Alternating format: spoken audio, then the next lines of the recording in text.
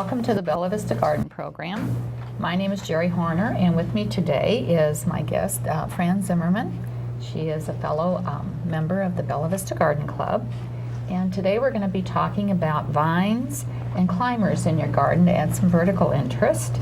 And there are several other gardening events going on in June, and we'll be talking about that and also what to do in your garden in June.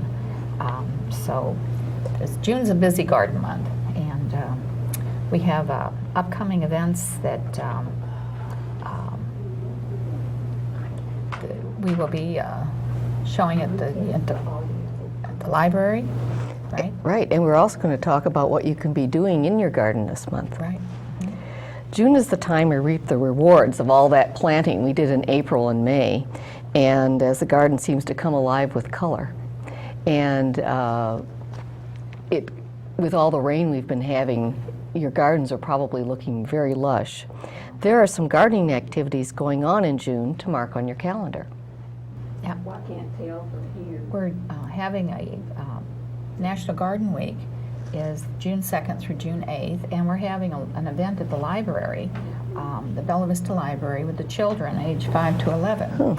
And Dawn Denton, a fellow Benton County Master Gardener, is going to be reading her gardening children's books to the children, and then they're going to do a little project with the garden club, plant something or whatever. So, but if you're interested in doing that, it's on June 8th on Saturday, and there'll be something in the Vista on June 5th about it, and if you can call the library at 855-1753 to let them know your children will be there, they'll appreciate that.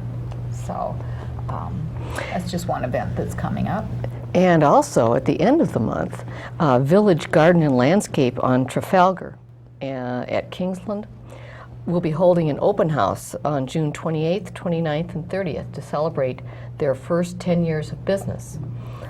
Look for ads in the Weekly Vista or the Democrat Gazette. I think they're going to be advertising. They're also both. going to have some ads on television, television ads, because this is a big celebration for Brian Grossnagel and his nursery.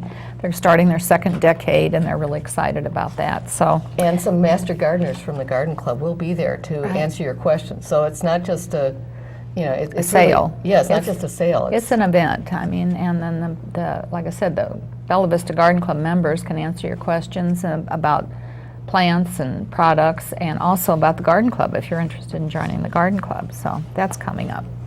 So, but today we're going to talk about vines and climbers and adding vertical interest to your garden.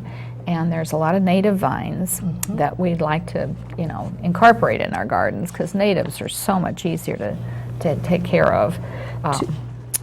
Two of them I'm going to talk about today. One of them is Virginia creeper, and we see that around in all the forests and so forth. And there are two kinds, but the one that is native has 5 separate leaves coming out from some berries that are blue, and you'll see that growing profusely. Yeah, and sometimes it'll grow up the trees, or in the woods. I haven't gotten it around my area that I've seen very much. I know it does grow in Bella Vista, right? In the woods, but I just haven't seen it. And you can purchase it at the nurseries. Right. It's a wonderful vine. It really is. The deer like it. That's unfortunate, but yes. The deer like a lot of things. They have to eat something, I guess. Yes, they do. But there's now a variegated cultivar that's available, and you can look at that too. That would really be pretty. Really pretty. I love variegated plants. Another one that we planted last fall, and that we're eagerly looking for it to start blooming, is the yellow honeysuckle. And this is native here. There are many varieties of honeysuckle. It has yellow blossoms, and these will turn red with age. And however, it's best to avoid that Japanese honeysuckle. Right, the Japanese honeysuckle is everywhere. It's white and yellow blooms, and it just grows everywhere, and it takes over, and it's bad. I'm going to try to put an article on our website, BellaVistaGardenClub.com, about how to tell the difference between the American and the Japanese honeysuckle. But usually you can tell by the flower. But it's just best to avoid that Japanese, because it can just take over everything, and it's a mess. It smells good, but that's the only good thing about it. One more thing about this yellow honeysuckle that we're planting. Sometimes we've been talking about the vertical interest and having them grow up arbors or trellises. At our house, we're having it go along a fence. We've built a split rail fence in the zigzag Civil War type of format, and so I'm interested to see how the vine. Wind around. Yes. Yeah. Vines have a way of just climbing. You can't understand how they do it, but they do it. So, and there's also wisteria. There's several kinds of wisteria. There's the Asian, which is Chinese or Japanese, or the American wisteria. Now, I had a Japanese wisteria for at least 15 years. Never bloomed, just grew profusely and got into the trees, and I always had to trim it. And I finally just cut it down because it was just a mess. So I'm looking now for the American wisteria because it's not as aggressive and it doesn't destroy the structure you have it on as badly, because that Japanese, it just took my lattice work and just ruined it. So I'm looking now for the American wisteria. So you have to look for something that doesn't say floribunda or sinensis in it. So. And then there's trumpet honeysuckle. Do you have that? I don't have the trumpet honeysuckle, but we had the trumpet honeysuckle growing on trellises at my home when I grew up as a child. And it was just a no-maintenance plant. It just did wonderfully. You can see it growing along the roadside. And I do know that you kind of have to be careful with it. Yeah, it can be has invasive. Beautiful red flowers, but I think it has the underground runners. Right. Yeah. The birds like it. Yeah, they do. Yeah. They do. A lot of the birds like these vines because of the berries they put on in the winter, And the crossvine. Have you got the crossvine? No, but I'm thinking of putting that in with the yellow honeysuckle. It has a red and yellow flower, and it is another native vine. It will grow about 8 feet in length, or 8 to 10, and it just is supposed to do really well in this area. And it's got kind of glossy leaves that are semi evergreen, so I think you still have some green in the winter with that. Yes, Yeah. exactly. So, and so the American bittersweet, do you have that too? No, I don't. I don't have the American bittersweet. Okay, that needs a lot of space to grow. It's Yes. a beautiful vine, and you see it growing in the woods, but it's you need the male and female plant Yes. for it to produce those wonderful orange berries. And we use the orange berries sometimes in floral designs. Right. In the fall, and it's a beautiful The birds vine. again like this. They do. Another thing the birds like, and the hummingbirds particularly, is that a lot of these vines have a trumpet type of shape, and that's just perfect for them. Yeah, they can get their little beaks in and get that nectar Right, out of so there. the honeysuckle, the trumpet vine, the crossvine are all Jasmine, favorites. Right. That's another one too they like. So, and the passion vine grows wild, I think. That's another native, but it can be aggressive. Some people like to avoid it in case it, takes over, gets too aggressive. But it has a beautiful purple and white flower. The flower is just really pretty. Yes. It's a wider, flatter flower than the trumpet vines and things. So, and the Dutchman's pipe, I haven't seen that lately around But it is here. one that is really good for a shady area. So many of these need Yeah. some sun, but this can grow in shade. It has a heart-shaped leaf and has a flower that is the shape of a pipe, which is why it got the name yeah. Dutchman's pipe vine. Yeah, and I think they have it at the Botanical Garden of the Ozarks down in Fayetteville. I think I've seen it down there because they're trying to put a lot of native plants in down there too, which is really good. So we can see the natives growing, in the Yes. environment. And the spindleberry, now that's a kind of a bushy vine. It'll thrive in the shade, and it's kind of a variegated, but it's rather large, and it takes up quite a bit of room. But if you have a shady area that you'd like to cover a trellis, or something you just need some vertical interest with a large variegated, that spindleberry is a good vine too.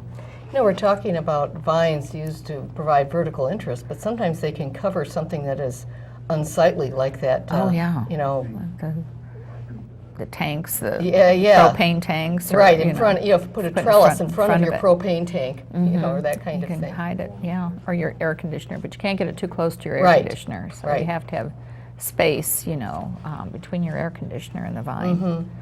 So, but clematis is another one. Almost everyone has clematis, I think. It's just so popular, and there's so many varieties. They have large flowers, small flowers, every color you can think of. And there's a native called versicolor. Yes, it's also called the leather flower, and it was would do very well light to medium shade. So again, you don't have to have full Full sun. sun, yeah. And now I do have a couple clematis, and I have one growing just on a little trellis behind a bench. And it doesn't get a lot of sun, so it doesn't bloom a lot, but it does bloom some, because I don't have a whole lot of sun to deal with. But you can also do your clematis in a pot, and just put a trellis in the pot, let it grow up into that trellis, and you know, if you have a patio. Yes. And clematis are usually pretty easy to control as far as the, you know, the shape or the size of it, because they're not so large, and you know, but clematis are pretty easy to work with, you know, if you have a patio. Yes. Plant. Yes, exactly. And that's the thing about vines. You don't have to have a yard for many of these. Sometimes a nice pot on a patio will just Yeah. really do well. And you can control them, you know, in the pot, Right. so they won't take over. Right. And then, of course, there's climbing roses Oh, yes. and the native prairie rose. You have that. Yes, I right? do. Yes, I do. Mine is hasn't gotten very tall yet, but it's only about a year old. It's a light pink, and it just it's an open single flower rather than a big multi-petaled rose. Yeah, you see it growing out, you know, on the farms and in the countryside on, you know, little old fences that are left, and Yes. and it's just, it has like 3 colors on it at one time sometimes. Yes. It's got the light pink and the dark pink and the white. rose, and turns white. Yes. You know, so it's a really interesting little rose. Of course, your hybridized roses, I have several of those that are climbers. I have the New Dawn, and that is a pink, very light pink. It's a beautiful rose, and it does rebloom Which over the is summer, nice. which is nice, because some climbers will just bloom in the spring, Right. and then, you know, they don't bloom hardly at all the rest of the year. But the New Dawn, if you get a true New Dawn, and there's some of them out there sold as New Dawns, and they're not. They're another variety, and they only bloom once. So if you have one that you purchased as a New Dawn and it doesn't rebloom over the year, over the summer, then you didn't get a New Dawn. Okay. So, and that happened to me too. Now, for them to rebloom, don't people need to cut them back, or You at do least deadhead them? well, you do trim your climbing roses after the first bloom. Then you want to trim. You don't want to trim them first. You know, Right. like in March when you Right. trim the other hybrid, the other roses. But you trim them after they bloom the first time. And then I also have the Zephyrin Druin, which is a climber, and it's a medium pink. And it's thornless, which is great for a climber. Oh, yes. Because when you go to, you know, attach it to your trellis or your support, you don't get all chewed up with the thorns. So it is thornless, and it's a medium pink, and it really blooms nicely in the spring. And I get a few little blooms during the year, but not like in the spring. But it's a beautiful. But those hybridized roses still have the black spot problem. So Yes. you do have to spray them, and that's why its natives are so much easier to take care of, because, you know, usually you don't have to Yes. do so much maintenance on natives. So, and your ivy, we do have a problem with ivy if it gets out of control, Right. because it can be really aggressive. And you were talking about attaching roses to trellises. Well, with ivy, you don't have to do it, because they have these little root suckers that come naturally with ivy. And those of us who have either moved into homes where the ivy is growing up the brick wall know that it can do a problem, be a problem with Be the mortar. damaged and really damage your wall. And if it's allowed to grow up a tree, it can damage the bark and really kill the tree, because the bark is essential. Well, after a while, it'll grow up that tree and down the limbs, and then the leaves are gone. So there's no photosynthesis, so eventually the tree is just smothered, Yes. you know, with the ivy. Now I do have a variegated ivy that's growing up a tree, and it's not as aggressive. The variegated isn't as aggressive, but it's just growing up a short. I try to keep it like at an 8-foot level so it doesn't totally take over the tree, but it is pretty in the tree. But you just have to be careful. If someone wants to get started with vines, where's a good place for them to grow?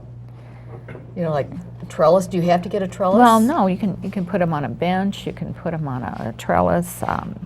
You can. I bought a garden gate at a garage sale, and I have the garden gate in a little bed, and I have the clematis growing on the garden gate. Oh, how nice! And but you can do, you know, you can make structures out of chicken wire. You know, just to give them a support. And then you had you have a mesh something that's Yes, mesh you can that buy you them can at buy. garden centers. They come in different lengths, but mine is about 12 inches, 1 foot long, and it is a wire and mesh creation that will allow your vine to get a foothold before it reaches the bottom of the trellis or the bottom of the fence or whatever it is you're using. And one thing with clematis, they do like to keep their roots shaded. So if you plant a clematis, it's best to put some kind of ground cover, you know, at the base of the plant. Oh. They like sun on the top, but they don't like their roots to have a lot of sun. So I use like lamb's ear or, you know, some short ground cover in front of the clematis just to cover the root area. So the root area doesn't get as much sun as the top of the clematis. So that's another thing you have to be, you know, careful with your clematis, because I think it can get too hot, and then you get that dead part at the bottom of your plant, and the top is all green. So you really need to shade the root areas of your clematis. But there's a lot of places you can use your vertical interest in the garden. And you know, you can maybe put it in the middle of a bed. You can put a climber in the middle of the bed with your trellis, and then have your other perennials around it. You don't have to have it necessarily against the house or you know, against a tree. It can be, you know, supported in the middle of the garden and give you interest in the middle of your bed. Oh, yeah. You know, and a lot of people use pots. I know last month we had the container garden, and they use pots in the middle of the beds, you know, just to give some vertical interest. So that's another way you can do it with your vines, is to put those in, and you could even put it in a pot in the middle of your beds to give you the height. Yes, that's good. Know, and, that's good. And put different vines. So there is still time to plant some vines now in early June, even though we had what we would think of as a late spring with all that we cool did have weather. a late spring, but we haven't had a lot of water. We haven't had a lot of rain. So it's still a good time to plant. I think we can still plant up to mid-June. So, and things we need to do in the garden is one of those things is the plant. So it's the transition month really between spring and summer. So it's the time to finish all your planting, and you have to mulch. Now don't forget to mulch everything. It keeps the moisture down, the weeds down. So. And one thing I've learned, that a little bit of mulch really is a waste of your time and your money. You need to put at least 3 inches, don't you? 2 to 3 inches of mulch, yes, because that 1 inch isn't going to stop the weeds, but 2 to 3 inches is really going to keep that temperature level and keep the weeds down. So, and then have you got all your annuals in? I'm still putting annuals in. I'm still doing that too. I had a late start and just bought them, and they're not in pots yet, so they're still in their little 6-pack. So early June, you have to get them in. In the pots. But the ones that have been planted, I had talked to a couple people, and they planted their annuals, and they're just sitting there because of the cooler weather. And they're just not growing yet. So, but they'll be growing pretty soon. But if you pinch them back, they'll really get nice and full. Yeah, they will. They will. And then the herbs, if you haven't finished planting your herbs, be sure to get them in early in the month. You have to pinch them back and to prevent them from going to seed. So, and you want to actually want to harvest your garlic in June. I planted my garlic last October, so June is the time to harvest your garlic. And the plant should be dying back, and the bulbs should be getting nice and full right now in June. Speaking of bulbs, we think of bulbs as a fall project, but actually in the spring you can. There are two bulbs, the naked lady bulb and the spider lily, which can be planted for fall bloom. And if you haven't removed the foliage yet from your daffodils and tulips, now is the time to do that. Yeah, and also your gladiolas can be planted, May and early June, I think. Now, how does succession planning of Well, your gladiolas, if you plant them like a week, plant some, and then next week plant another group, and then the week after plant another group, you'll have successive blooming. Oh, So because it takes so much time for them to, develop the blooms, so you can lengthen your bloom time instead of planting them all at one time. oh, So that's a good thing to do with your gladiolas. oh, that's Okay. great. Now the perennials, the daylilies should be blooming soon. You want to deadhead your blooms. Some people night dead. They take them off at night, and because they're going to be dead in the morning. So Oh. then, the next morning you get up and you can just have your new blooms out there. So you can night bloom, night Oh. deadhead your daylilies, and you can pinch back your mums. Some people let the mums bloom, and then they'll have another bloom in the Yes. fall. But I usually trim back all my mums up until about July 15th, and just keep deadheading it to get them rounder and fuller on the mums. Now, what can people do now to keep their lawns good? Because we know that July and August are going to be stressful. We've had a lot of rain for this spring, but we need to fertilize but every 30 to 45 days of Bermuda, and you want to cut it to like a 1.5 to 2 inches. And then the fescue, you want to maintain about 2.5 to 3 inches, because the fescue can really suffer with the heat. And they do require at least an inch a week of water, and we've had that lately.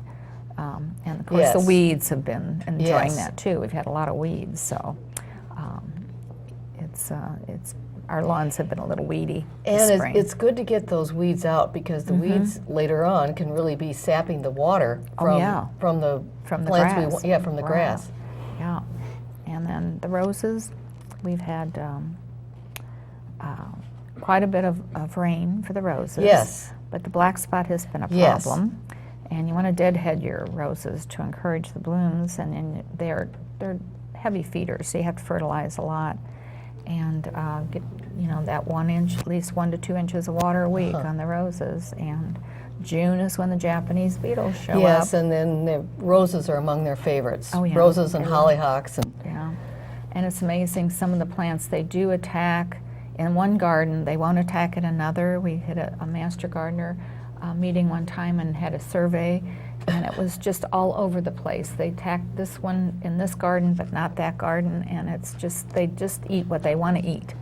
And if they're going to go after a plant, they're going to go after it. So just be prepared for those they're Japanese coming. beetles to come. Yeah, we haven't gotten a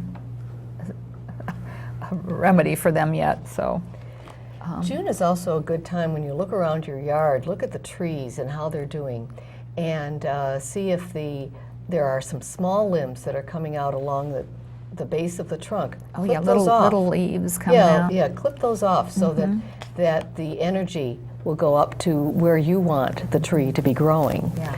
And Dogwoods are noted for them. They get Yes. those little leaves coming up all over the trunk, and you have to just take those yes, off. even my maple tree is needs some little care along Get little suckers along the off base there. of it. Yeah. And then prune the dead limbs off too. No need to have those around. And if you've just planted trees and shrubs, make sure that you water them deeply. Yes, we're getting rain right now, but it's amazing how fast the dryness can hit the ground. I mean, maybe 4 days after a big rain, your ground is dry again. So make sure and mulch those. Yeah. And then you want to keep that mulch about an inch away from the tree itself, so you don't want that mulch to be right up against the bark. Right. Because that's when you have some rotting or some, bugs can get in, infiltrate that moist area there. Yes. So keep your mulch about an inch away from your actual trunk. What about vegetables? I'm not growing many vegetables this year. No, I've got a couple tomato plants and you know, maybe a pepper or two, but I'm not a big vegetable grower. When we had our program in April about vegetables, Gary Lee, you know, was talking about all the vegetables he grows and feeds his family, but you know, every master gardener has different interests, and not every master gardener grows everything. So, what should people be doing to monitor their tomatoes now? well, they have to monitor the water. You know, make sure they get enough water and fertilizer. You know, then it's best to put some compost on them for natural fertilizer. And pick off those little suckers too on the tomatoes. Yeah, and then start harvesting. You'll be growing tomatoes pretty soon. So. Yes. But then don't forget to enjoy your garden too. You know, there's so many people I see, they just work in their garden and they work and work and work, and then they go in the house, you know, and they don't sit and really enjoy the fruits of their labor and enjoy the birds enjoying their garden and the animals. And we usually sit out in our garden every day and maybe have our wine in the afternoon. Yes. And just enjoy what's blooming that day and just enjoy it. You know, that's why we're out there doing all that work, is to enjoy it. Yes. And share it with others. Yes. You know, it's nice to share your garden. Yes. And you don't have to have a garden tour, but you can, you know, invite people over and have some iced tea out on the deck or something. Yeah, right. So it's good to share. So anyway. But if you have any more questions about gardening in June, the Master Gardener hotline is available on Monday, Wednesday, and Friday from 9 to 12 and from 1 to 4. You'll be talking to a Master Gardener to answer your questions. Now, the hotline used to go up until October. It would start like in April and go to October, but this year they're going to stop it in June. So June's going to be the last month for the hotline for the Master Gardeners. When they took the survey, they found that the July and August and September questions had just dropped down so much that it just wasn't worth having a Master Gardener there to answer like one question a day. So June is the last month for the hotline. But their website still has so much information. If you have a question, you know, about gardening, you can go to their hotline and you can find a lot of answers to questions. I think Janet Carson has so many questions and answers on there. You can usually find the answer to your problem. And what's the website for that? It's bentoncountygardening.org. So and there's just so much information. And then, of course, the Bella Vista has a wonderful website too. Yes, it does. It's bellavistagardenclub.com, and that's our website. And there's a lot of different information on it. Some of the members have special columns, one on organic gardening, one on drought-tolerant gardening, and but like the Master Gardener's hotline, our club takes a little break over the summer too, because it's so hot and people are doing other things. Right. Working in the garden. Water. So we are going to be having our next meeting is going to be September 25th as an organization. We invite people to come. It's at 11 o'clock at United Lutheran Church on Cooper Road. So we have lunch and programs, and we'll be starting our new year in September. But thank you, Fran, for coming and sharing your information about climbers and vines, and we really enjoyed talking about them. Oh, good. Yeah, so did I. Okay. And I hope you have enjoyed the program, and join us next month. And until then, don't forget to stop and smell the roses.